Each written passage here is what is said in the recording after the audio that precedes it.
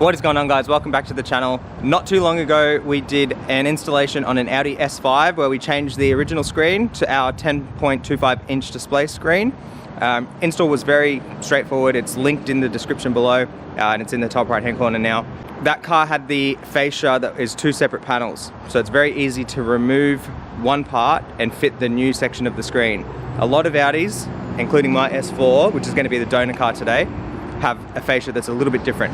This car, along with many others, is one solid piece in here. Okay, so you can't remove it. So what I'm going to do is actually do the whole installation. Again, this isn't the install, so if you want to see the whole installation, it's that video in the top right hand corner and linked below. And then I'll get to fitting this in the screen, and then I'll show you what we need to do. So once we're at this stage here, basically what we need to do is look at what we're going to do with this panel. The first thing I want to try is this centerpiece here is removable at the back. Now, one, I cut my hand, so be careful because this plastic is sharp. What you want to do is all these plastic welds, heat them up, loosen them off, and then just peel the panel off. Okay, what I did it the wrong way, but that's fine. All the clips and everything are still going to line up, which is perfect. All I need to do now, this is the new hardware for the screen. We'll mount this in the factory position, put that on and see if it all lines up. So far we're using all of the factory brackets still, which is good.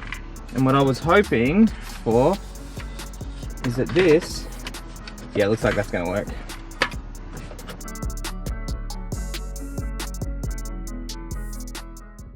One thing to keep in mind here, when you're doing these screws up, if you keep tightening them up until they feel really tight, what's gonna happen is they're gonna sink all the way through the plastic.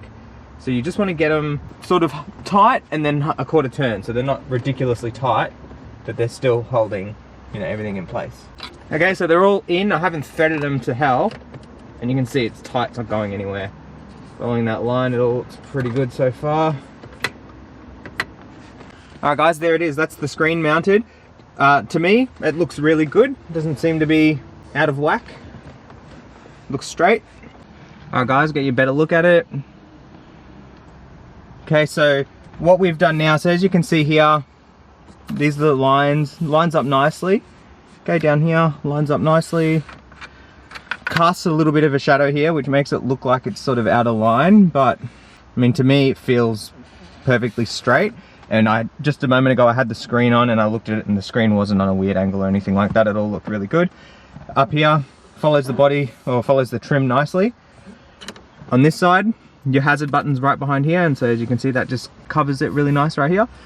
I'm happy with that, guys. I would recommend this is the way that you fit it.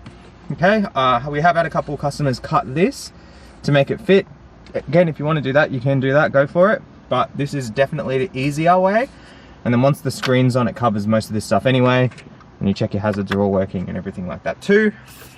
None of those screws were over tightened, okay? So you see here, I can't pull the panel off, I can't move it. That's how you want it. If you over tighten them, it'll just fall through the plastic and then you'll need to get washers. That is how to mount this screen in this car with this exact fascia. Definitely easiest way is to remove just that rear part where the screen, where it covers the original screen. And don't just peel it off, you need to use heat, like a soldering iron if you've got some sort of heat, and you need to melt that plastic and just peel it off. That way, if you ever want to go back to factory, you can easily just put that panel back on and plastic weld it back on. Really, really nice and easy. I actually broke mine, so okay, I did the hard work for you. I just tried to peel it off just to see if I could get it off, and it just cracked right in half, so I just had to peel the rest of it off. But that's fine for me, I can get a new fascia. For you guys, take it off the right way, and yeah, looks good. If you want to watch the full installation of this video, that is linked in the description below. And we'll also have a review. I'm not sure if that'll be up yet or not, but there will be a full review of this screen as well. And yeah, thank you guys so much for watching. I'll catch you in the next one.